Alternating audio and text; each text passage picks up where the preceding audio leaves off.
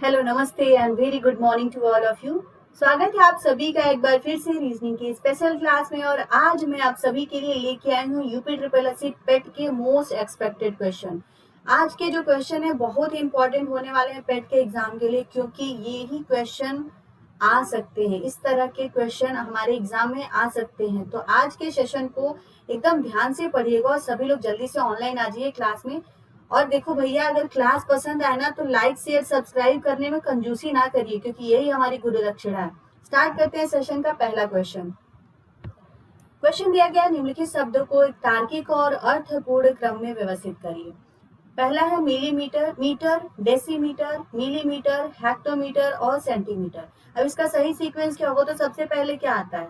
Millimetre. उसके बाद क्या आता है? मिलीमीटर के बाद सेंटीमीटर। उसके बाद से क्या आता है? तो उसके बाद आता है डेसीमीटर। डेसीमीटर के बाद से क्या आता है? डेसीमीटर के बाद से क्या आता है? मीटर आता है। और मीटर के बाद से क्या आता है? हेक्टोमीटर आता है। ठीक है, ये इसका इंक्रीजिंग ऑर्डर में वो लेंथ नापने के लिए इंक्रीजिंग ऑर्डर में इसका सीक्वेंस रखा गया है। तो इसका सही ऑप्शन क्या होगा? Option number C, third, fifth, second, first and fourth. ठीक है, आगे समझ में। अगला क्वेश्चन देख लेते हैं। अगला क्वेश्चन है, 23 बच्चों की एक कक्षा में अनुज का स्थान ऊपर से 23वां है, तो नीचे से उसकी स्थिति क्या होगी? सिंपली आपको करना कुछ नहीं है। टोटल नंबर ऑफ स्टूडेंट कितने हैं? 73। ठीक है, बोला जा रहा है कि ऊपर से मतलब इधर से कितना है? 23वां है, तो इधर से स्थिति उसकी बता दीजिए भैया। कुछ ना करो भैया, राइट से पूछ रहा है ना, एक साइड से पूछ रहा है, नीचे से पूछ रहा है, तो क्या करो? टोटल माइनस लेफ्ट प्लस 1 कर दो। टोटल कितना है? तो 73 है। और किधर से लेफ्ट दिया हुआ है आपका, तो 23 प्लस 1 कर देंगे तो कितना हो जाएगा? ये 50 प्लस 1 कितना आएगा आपका? 51। तो सही आंसर क्या होगा? Option number D. उम्मीद करते हैं आपको समझ में आ रहा होगा क्वेश्चन। अगला क्वेश्चन देखते हैं। अंजू प्रीति से छोटी है। अंजू प्रीति से छोटी है। प्रीति से छोटी कौन? तो प्रीति से छोटी अंजू है। ठीक है, अब मोहन और जयंत प्रीति से बड़े हैं। मोहन और जयंत, तो मोहन भी और जयंत भी एक बराबर कर देना है, दोनों ही सेम है, प्रीति से बड़े हैं। परंतु सुधा से छोटे हैं, तो ये दोनों किससे छोटे हैं?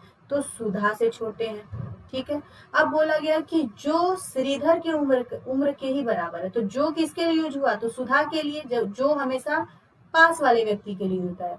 तो सुधा के ही उम्र के बराबर कौन है? तो ये है श्रीधर है। ठीक है, अब जरा सा देखो। अब बोला जरा अतः श्रीधर है, एक क्वेश्चन पूछा गया, अतः श्रीधर है। अंजू से बड़ा, अंजू से छोटा, मोहन से छोटा और प्रीति। देखो छोटा छोटा बोला ना, तो किसी से छोटा तो है नहीं, बड़े में ही बराबर है वो। अब अंजू की बात करें तो अंजू से बड़ा है कि नहीं? देखो तो अंजू से डेफिनेटली बड़ा है, तो इसका सही आंसर क्या हो जाएगा? Option number A. अगला क्वेश्चन देख लें। अगला क्वेश्चन है, विषम शब्द की पहचान करिए। ठीक है, अब विषम शब्द में देखो यहाँ पे इतने सारे शब्द लिखे हुए हैं, वर्ग, त्रिभुज, सम चतुर्भुज, गोला, समांतर चतुर्भुज, आयत, वृत्त, पंचभुज, खटकोण। अब जरा सा सोचो, कहीं जब हम मैथ्स के टर्म की बात करें तो कहीं गोला पढ़ते हैं क्या? कहीं नहीं पढ़ते हैं। तो गोला क्या हो जाएगा? वो विषम शब्द हो जाएगा, बाकी सारा सम शब्द है। ठीक है, इसका सही आंसर होगा ऑप्शन नंबर बी। अगला क्वेश्चन देख लें। अगला क्वेश्चन है, दिए गए विकल्प में से 3 विकल्प एक निश्चित तरीके से समान है, हालांकि एक विकल्प अन्य 3 की तरह नहीं है। उस विकल्प का चयन करें जो अन्य से अलग है। ठीक है, अब जरा सा देखना, ये लिखा है MXZ। ठीक है, ये देखो WNYPSV। अब जरा सा देखना, XYP MSNVZW। ठीक है, अच्छा इसमें देखो, सब में एक चीज कॉमन है, सब में जो भी वर्ड्स है ना वो सारे रिपीट हो रहे हैं। जैसे देखो इसमें एम है, इसमें भी है, जो जितने भी वर्ड है, MXZ है ना, MXZ है। फिर ये देखो WNY है, तो ये देखो WNY भी है, PSV है तो PSV आ गया ना कॉमन। अच्छा इसमें भी वही चीजें कॉमन हो रही है, लेकिन इसमें ना एक कूद के ये आर आ गया, मतलब क्या है? ये थोड़ा सा डिफरेंट है इसमें, इसलिए क्या हो जाएगा? इसका सही आंसर होगा ऑप्शन नंबर बी। आ गया समझ में? अभी देखते हैं अगला क्वेश्चन क्या है। अगला क्वेश्चन है, भारत का, ये भी टक गया है, भारत का सर्वोच्च शौर्य सैन्य अलंकरण निम्न में से कौन सा है? भारत का सर्वोच्च शौर्य सैन्य अलंकरण निम्न में से कौन सा है? तो इसका सही आंसर है परमवीर चक्र। परमवीर चक्र क्या होता है? शौर्य सैन्य अलंकरण होता है। ठीक है, अगला क्वेश्चन देखते हैं। विश्व व्यापार संगठन का मुख्यालय कहाँ पे स्थित है? तो विश्व व्यापार संगठन का मुख्यालय जेनेवा में स्थित है। ठीक है, ऑप्शन नंबर ए हो जाएगा इसका सही आंसर, जेनेवा। अगला क्वेश्चन है, निम्न में से कौन दक्षिणी पूर्वी एशियाई राष्ट्रों का संघ मतलब एशियान के सदस्य देशों में शामिल है? एशियान में ना कुछ कुछ सिटीज मतलब कुछ देश शामिल होते हैं, उसमें से ऐसा कौन सा देश है जो शामिल नहीं है एशियन सिटी में?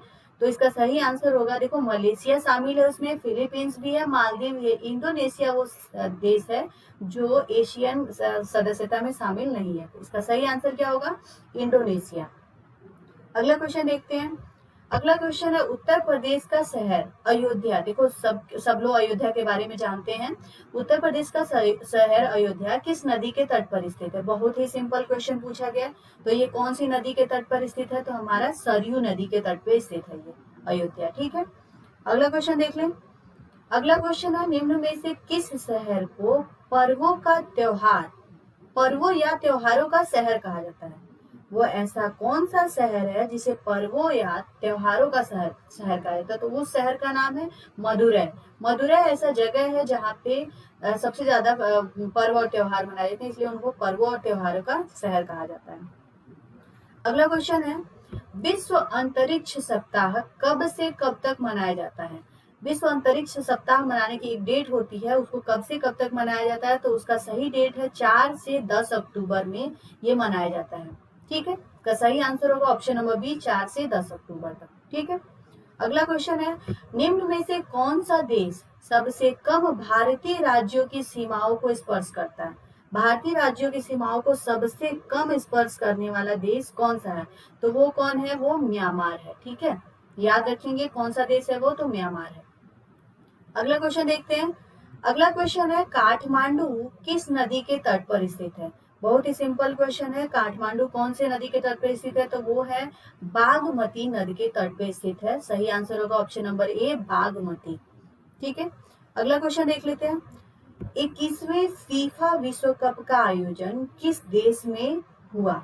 21वें फीफा विश्व कप का आयोजन किस देश में हुआ? तो वो हुआ था रूस में। इसका सही आंसर होगा ऑप्शन नंबर ए, रशिया। ठीक है, रूस में। अगला क्वेश्चन देख लें। हाल ही में चर्चा में रहे किस स्थान को एशिया का पहला हरित स्थान घोषित किया गया है? एशिया का पहला हरित स्थान घोषित करने वाला स्थान वो कौन सा है? वो है खोनोम।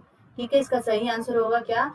खोनोम वो स्थान है जिसको पहला हरित स्थान घोषित किया गया। ठीक है, अगला क्वेश्चन है, हाल ही में उत्तर अटलांटिक संधि संगठन नाटो के सदस्य देशों की सरकारों के प्रमुख की बैठक कहाँ संपन्न हुई? मतलब नाटा समिट कहाँ पे संपन्न हुआ है, आपको ये बताना। तो इसका सही आंसर है ब्रुसेल्स। ब्रुसेल्स में नाटा समिट का क्या बैठक जो हुई है ब्रुसेल्स में हुई है। ठीक है, अगला क्वेश्चन देखते हैं। बेटी बचाओ बेटी पढ़ाओ अभियान की शुरुआत किस राज्य से की गई? वो कौन सा राज्य था जहां से बेटी बचाओ बेटी पढ़ाओ का अभियान शुरू हुआ था? तो वो राज्य था हरियाणा। हरियाणा से इसकी शुरुआत हुई थी सबसे पहले। ठीक है,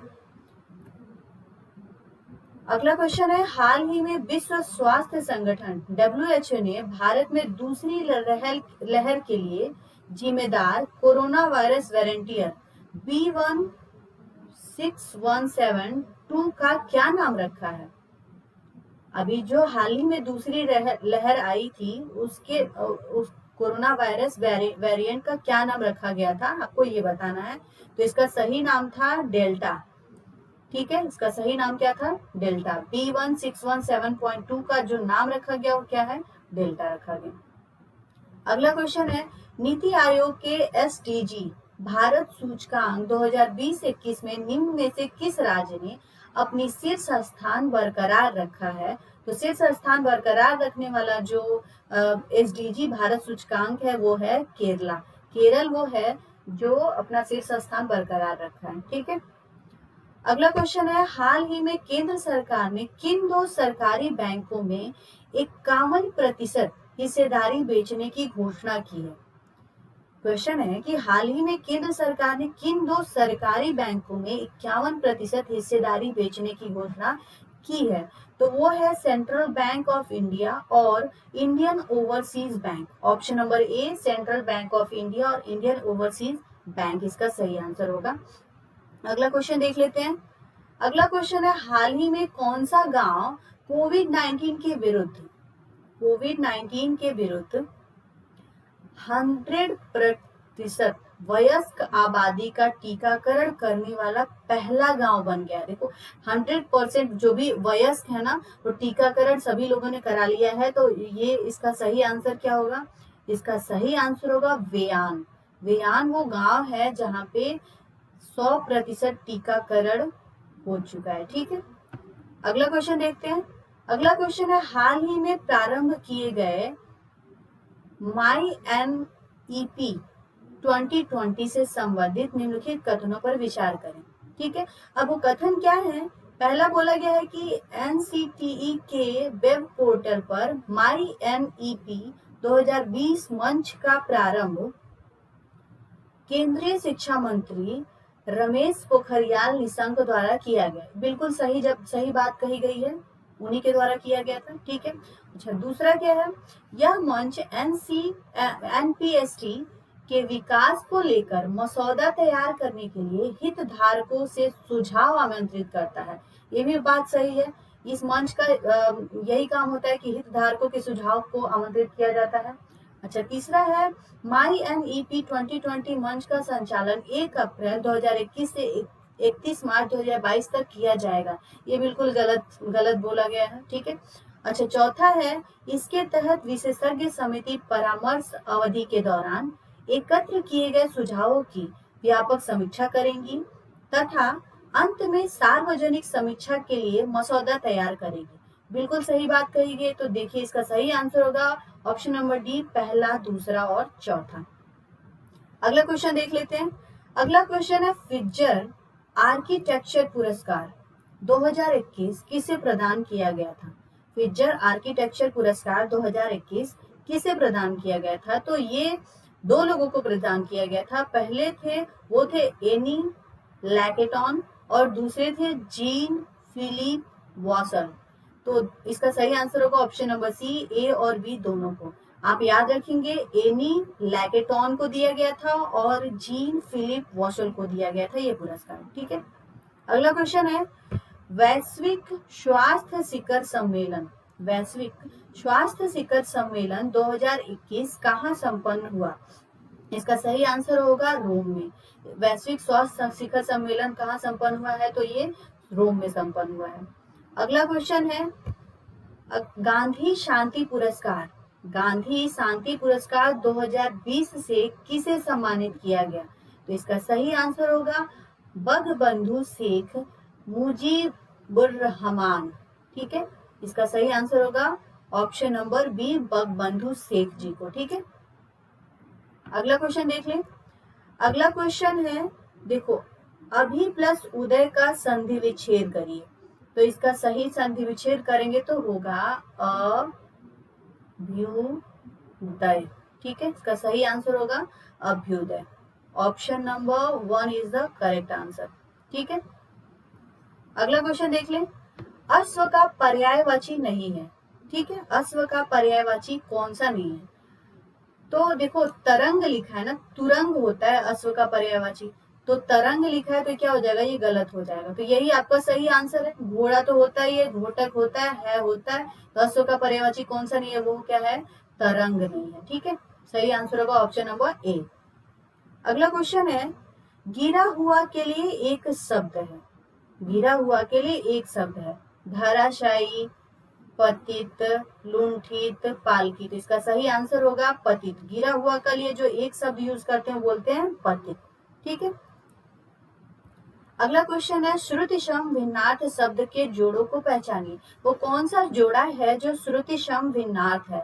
तो देखो अपेक्षा, उपेक्षा, शाम, संध्या, संसार, जगत, दिन, दिवस, ये गलत है। संसार जगत नहीं होता है, शाम संध्या नहीं होता है, क्या है? अपेक्षा और उपेक्षा। इसका सही आंसर होगा ऑप्शन नंबर ए, अपेक्षा और उपेक्षा। ये श्रुति सम भिन्नार्थ शब्द के जोड़े हैं। अगला क्वेश्चन है, पानी पीकर जात पूछना। पानी पीकर जात पूछना का अर्थ है, ये देखो बहुत सिंपल, अनोखा काम करना होगा नहीं, विपरीत काम करना होगा नहीं। ये देखो, काम निकलने के बाद सोचना, पानी पी लिया उसके बाद में सोचना, पानी पीकर जात पूछना, कौन जात हो भैया? ठीक है, आराम से विचार करना, ये भी गलत है। सही आंसर क्या होगा? Option number C. अगला क्वेश्चन देख लें।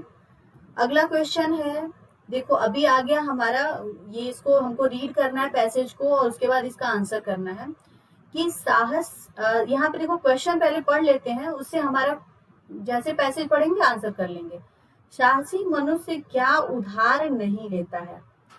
साहसी मनुष्य क्या उधार नहीं लेता? अब जरा सा ऊपर एक बार पढ़ते हैं। साहस की जिंदगी सबसे बड़ी जिंदगी होती है। ऐसी जिंदगी की सबसे बड़ी पहचान यह है कि वह बिल्कुल निडर, बिल्कुल बेखौफ होती है। साहसी मनुष्य की पहली पहचान है कि वह इस बात की चिंता नहीं करता कि तमाशा देखने वाले लोग उसके बारे में क्या सोच रहे हैं। दूसरों की परवाह किए बगैर जीने वाला आदमी दुनिया की असली ताकत और मनुष्यता को प्रकाश भी ऐसे ही आदमी से मिलता है। साहसी मनुष्य उन सपनों से भी रस लेता है जिनका कोई व्यवहारिक अर्थ नहीं होता है। साहसी मनुष्य सपने उधार नहीं लेता। बोला गया साहसी मनुष्य क्या उधार नहीं लेता, तो क्या उधार नहीं लेता है? सपने उधार लेता। तो सही आंसर क्या हो जाएगा? Option number A. ठीक है, अभी आगे देखते हैं। साहसी मनुष्य किसके समान है? साहसी मनुष्य किसके समान है? अभी उधार नहीं लेता से आगे पढ़ते हैं। अभी देखो यहाँ पे मिल गया, साहसी मनुष्य तो सिंह के समान होता है। किसके समान होता है? सिंह के समान। तो इसका सही आंसर हो जाएगा ऑप्शन नंबर सी, सिंह के समान। ठीक है, अगला क्वेश्चन देख लें। अगला क्वेश्चन है, दुनिया की परवाह किए बिना जीने वाले व्यक्ति से किसको प्रकाश मिलता है? दुनिया की परवाह किए बिना जीने वाले व्यक्ति, अभी हम लोगों ने ऊपर ही पढ़ा था कि यहाँ पे देख लेते हैं हम लोग कहाँ है। दूसरों की परवाह किए बगैर जीने वाला व्यक्ति दुनिया की असली ताकत होता है। ठीक है, अब जरा से इसको समझिएगा इसको कि कैसे इसका क्या करना है। इसका सही आंसर होगा मनुष्यता को। दुनिया को तो होगा नहीं, क्या होगा? मनुष्यता को। ऑप्शन नंबर सी इसका सही आंसर होगा। अगला क्वेश्चन देख लें। लेखक ने कैसे जीवन को महान बताया है? लेखक ने कैसे जीवन को महान बताया है? तो जरा सा एक बार हम पूरा सेशन को पढ़ लेते हैं कि क्या क्या है। अभी बोला गया यहाँ तक में हमारे पास, साहसी मनुष्य सिंह के समान होता है जो अकेला होने पर भी मग्न रहता है। और नॉर्ड बेनेट ने एक जगह लिखा, जो आदमी उपयुक्त अवसर मिलने पर भी साहस से काम न ले सका वह कभी भी सुखी नहीं हो सकता है। ठीक है, अब देखो इसका मतलब क्या है। तो इसका मतलब क्या है, लेखक ने कैसे जीवन को महान बताया है? तो विवेकशील जीवन बिल्कुल गलत, कमजोरी की गलत, अच्छा ये क्या है, स्वावलंबनपूर्ण गलत। तो इसका क्या होगा? हिम्मत की, हिम्मत वाले जीवन को क्या बताया है? महान बताया है। ठीक है, अगला क्वेश्चन है, इनमें से कौन सा व्यवहारिक शब्द के लिए एक पर्यायवाची शब्द नहीं है? व्यवहारिक का पर्यायवाची नहीं है, कौन सा? देखो, व्यवहारशील व्यवहारिक का पर्यायवाची है, व्यवहार लेने योग्य भी पर्यायवाची। आदर्शवादी जो क्या है? आदर्शवादी व्यवहारिक का पर्यायवाची शब्द नहीं है। तो इसका सही आंसर हो जाएगा ऑप्शन नंबर बी, आदर्शवादी। ठीक है, अगला क्वेश्चन देखते हैं। अगला पैसेज है, प्रेम की भाषा है। तो प्रेम की भाषा कैसी है भैया? शब्द रहित है। तो सही आंसर क्या हो जाएगा इसका? Option number D. ठीक है, इसका सही आंसर होगा प्रेम की भाषा शब्द रहित है। अगला क्वेश्चन है, अरण्य का शाब्दिक अर्थ है। अरण्य का मतलब क्या होता है? तो अरण्य का मतलब होता है जंगल। इसका सही आंसर क्या होगा? अरण्य का मतलब होता है जंगल। ऑप्शन नंबर बी इसका सही आंसर है। क्वेश्चन नंबर 63 है, यत्न से आशय है। यत्न का क्या मतलब होता है? यत्न करते हैं मतलब हम क्या करते हैं? प्रयास करते हैं। प्रयत्न एक होता है और एक यत्न होता है। यत्न से क्या है? यत्न का मतलब है प्रयास। देखो यहाँ पे पैसेज पढ़ने की भी जरूरत नहीं पड़ी, थोड़ी सी हिंदी की नॉलेज आपको यहाँ पे काम आ रही है। तो इसका सही आंसर क्या होगा? Option number C. अगला क्वेश्चन देखते हैं, गद्यांश में किसकी महिमा का वर्णन किया गया है? ठीक है। अभी यहाँ पे थोड़ा सा हम लोग को पैसेज को पढ़ना पड़ेगा। तो किसकी महिमा का वर्णन किया गया है?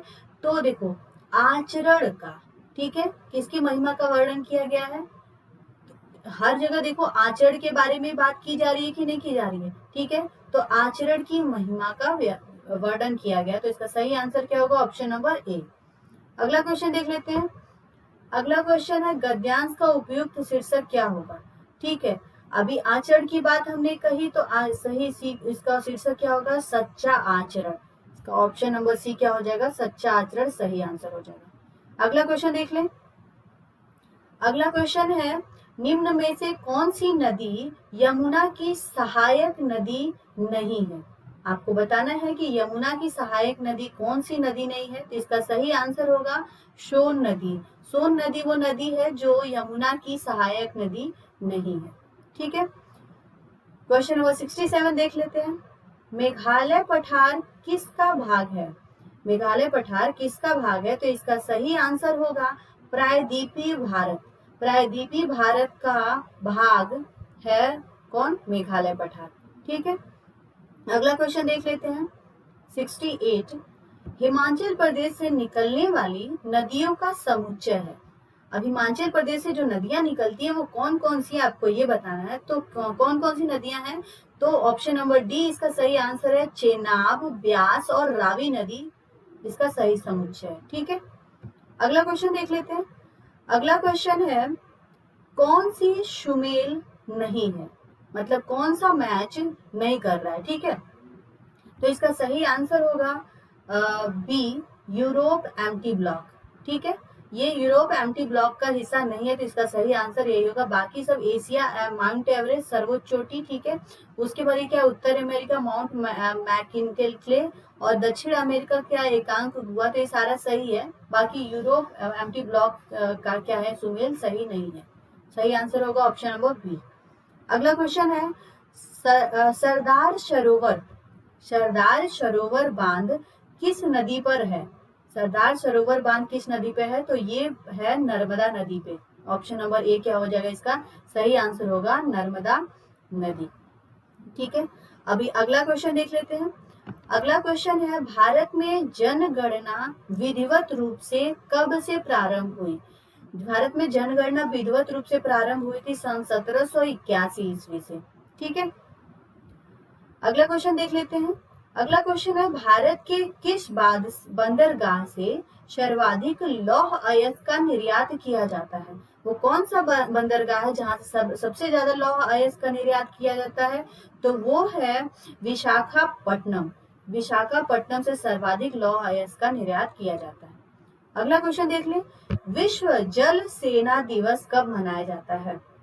विश्व जल सेना दिवस कब मनाया जाता है? तो ये मनाया जाता है 22 मार्च को। इसका सही आंसर होगा ऑप्शन नंबर बी, 22 मार्च। अगला क्वेश्चन देख लें।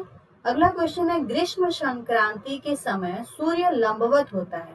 ग्रीष्म संक्रांति के समय सूर्य लंबवत होता है किसके? तो कर्क रेखा पर लंबवत होता है, ठीक है। इसका सही आंसर होगा ऑप्शन नंबर बी, कर्क रेखा पे। अगला क्वेश्चन देख लें। लेबनान देश की स्थिति है। लेबनान देश की स्थिति क्या है, कहाँ पे है, ठीक है। तो लेबनान कहाँ पे है? तो ये कहाँ है? एशिया में है। याद रखेंगे, लेबनान कहाँ पे है? एशिया में। अगला क्वेश्चन है, सर्वाधिक वार्षिक वर्षा कहाँ होती है? सबसे ज्यादा वार्षिक वर्षा कौन सी जगह पे होती है? तो वो होती है अमेजन बेसिन में। याद रखेंगे, सर्वाधिक वर्षा कहाँ होती है? तो अमेजन बेसिन में। अगला क्वेश्चन देख लें। दिन और रात कहाँ बराबर होते हैं? कौन सी ऐसी जगह है जहाँ पे दिन और रात दोनों इक्वली होते हैं, एक बराबर होते हैं? तो कहाँ है? विषुवत रेखा पे दिन और रात क्या होती है? बराबर होती है। अगला क्वेश्चन देख लें। निम्नांकित देशों में किसमें मुसलमानों की जनसंख्या सबसे अधिक है? सबसे अधिक मुसलमान कौन सी जगह पे है? तो वो है इंडोनेशिया में। इंडोनेशिया में सबसे अधिक मुसलमान है, ठीक है। अगला क्वेश्चन देख लें। अगला क्वेश्चन है, वह कौन सी नदी जिसका उद्गम भारत में नहीं है? वो नदी है सतलज नदी। इसका उद्गम स्थल का भारत में नहीं है, तो इसका सही आंसर है ऑप्शन नंबर सी, याद रखेंगे। अगला क्वेश्चन है, प्रायद्वीप पहाड़ी मैदान की एक अनोखी विशेषता काली मिट्टी का क्षेत्र है, जिसे कहते हैं। याद रखेंगे। प्रायद्वीप पहाड़ी मैदान पठार की एक अनोखी विशेषता काली मिट्टी का क्षेत्र, जिसे जिसे क्या कहते हैं, दक्कन ट्रैप कहते हैं। जिसे क्या बोलते हैं, काली मिट्टी का क्षेत्र किसको बोलते हैं, दक्कन ट्रैप को। याद रखेंगे option number B, Deccan trap. अगला क्वेश्चन है, रासायनिक ऊर्जा को विद्युत ऊर्जा में रूपांतरण किसके द्वारा किया जाता है। साइंस से क्वेश्चन है, रासायनिक ऊर्जा को विद्युत ऊर्जा में रूपांतरण किसके द्वारा किया जाता है, तो वो होता है संचायक सेल। याद रखेंगे, इसका सही आंसर होगा संचायक सेल के द्वारा। ठीक है। अगला क्वेश्चन है, प्रकाश के पथ में एक डैश वस्तु के आने पर छाया का निर्माण होता है। तो एक किस वस्तु के आने पे, एक अपारदर्शी वस्तु के आने से क्या किसका निर्माण होता है, तो छाया का निर्माण। सही आंसर होगा ऑप्शन नंबर डी। अगला क्वेश्चन है, निम्नलिखित में से किस उद्देश्य के लिए पराश्रव्य तरंगों मतलब कि अल्ट्रासाउंड वेव्स का प्रयोग नहीं किया जाता है। ठीक है। चमगादड़ द्वारा अपने शिकार का पता लगाना, जलपोत द्वारा समुद्र की तह की गहराई ज्ञात करना, मानव शरीर के आंतरिक अंगों में दोष का निदान करना, या फिर आकाशीय क्षेत्र में वायुयान का पता चलाना। तो इसका सही आंसर होगा आकाशीय क्षेत्र में वायुयान का पता लगाना। मतलब अल्ट्रासाउंड वेव्स का प्रयोग इस क्षेत्र में नहीं किया जाता है। ठीक है। अगला क्वेश्चन है, कब अग्नि ज्वलनशील नहीं हो पाती है। जब आग जलती है तो ज्वलनशील कब नहीं हो पाती है। ठीक है। तो इसका सही आंसर होगा हवा में ऑक्सीजन जब 15% से कम हो। हवा में जब ऑक्सीजन की मात्रा 15% से कम होती है तो अग्नि क्या होती है, ज्वलनशील नहीं हो पाती है। ठीक है। अगला क्वेश्चन है, प्राकृतिक रबर के बारे में निम्नलिखित में से कौन सा कथन सही है। तो देखो, सबसे पहले ही मिल गया, यह एक प्राकृतिक बहुलक है और इसमें लोचदार गुण होते हैं। तो ये आपका सही आंसर है। ये क्या है, ये कथन बिल्कुल सही है। अगला देख ले, चेक कर ले, यह एक कृत्रिम बहुलक है, गलत। यह एक बहुलक नहीं है, गलत। यह एक प्राकृतिक बहुलक है लेकिन लोचदार गुण नहीं है, तो लोचदार गुण होते हैं भैया, तो ये भी गलत। ठीक है। तो सही आंसर होगा ऑप्शन नंबर ए। अगला क्वेश्चन देख ले।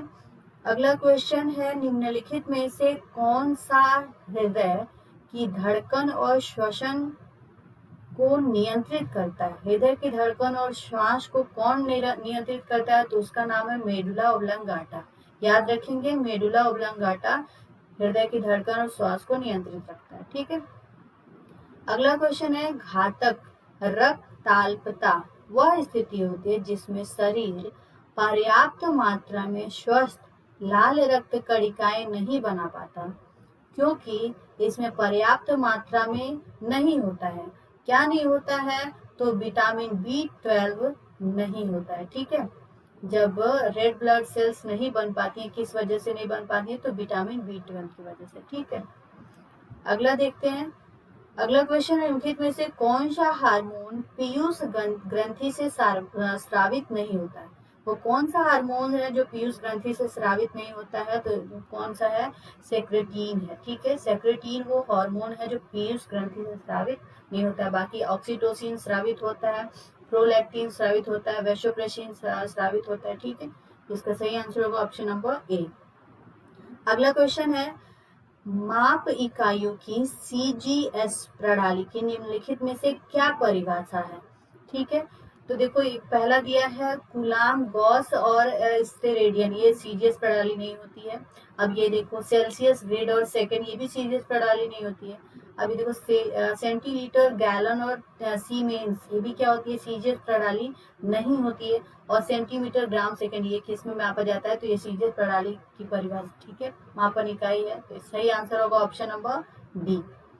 अगला क्वेश्चन है, किसी संगीत यंत्र की ध्वनि तीव्रता मापी जाती है, किससे मापी जाती है, तो महो, लक्स, हेनरी, इन तीनों से नहीं नापी जाती है। सही आंसर आपका क्या होगा, डेसिबल से नापी जाती है। संगीत यंत्र की ध्वनि तीव्रता डेसिबल में नापी जाती है। ये देखो, बुद्ध को महान परिनिर्वाण कहाँ प्राप्त हुआ था। एक क्वेश्चन आता है निर्वाण कहाँ प्राप्त हुआ था, और ये क्वेश्चन दिया गया महापरिनिर्वाण कहाँ प्राप्त हुआ था। तो इसका सही आंसर होगा मल। मल्ल में कहाँ पर उनको महापरिनिर्वाण प्राप्त हुआ था। इसको याद रखेंगे, इंपॉर्टेंट है ये।